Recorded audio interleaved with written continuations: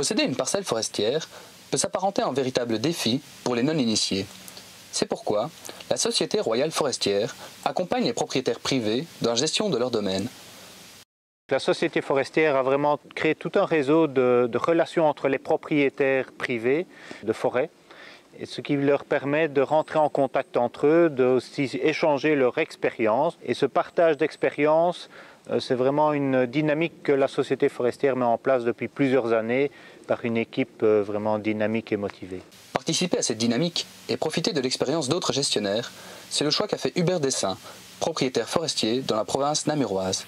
Je suis entré à la Société royale forestière par intérêt de tout ce qu'elle pouvait m'apprendre. Et si j'y reste, c'est parce que, année après année, j'apprécie de plus en plus tant les renseignements que vous fournissez par la revue ou par les journées sur le terrain, que par les collègues et amis qu'on y rencontre ou qu'on s'y crée, et par leur propre expérience. C'est cette accumulation d'expériences qui fait que vraiment on y retrouve un réel intérêt.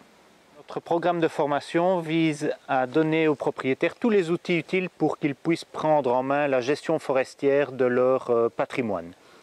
Et ce patrimoine, on le veut le plus diversifié, donc on doit aborder les matières qui vont de la plantation jusqu'à la taille et la formation des arbres, l'élagage pour la qualité du bois, mais également les techniques d'abattage et les ventes de bois que l'on va expliquer et présenter aux propriétaires.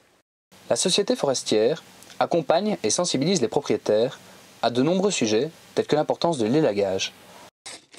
On fait un travail d'élagage des arbres pour retirer ces branches qui provoquent des nœuds dans les planches. Donc le nœud, on en a un par exemple ici.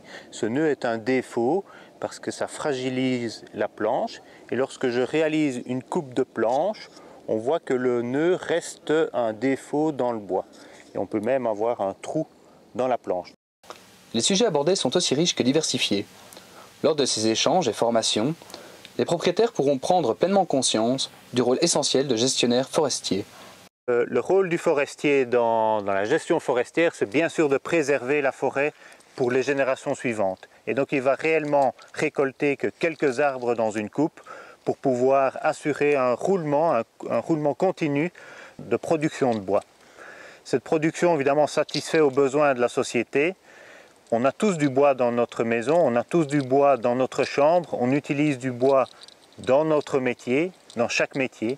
Et ce matériau, il est renouvelable puisque depuis plusieurs générations ici dans cette forêt privée, on a récolté des bois et on a encore aujourd'hui du bois qui pousse. Les jeunes arbres ici le prouvent pour l'avenir.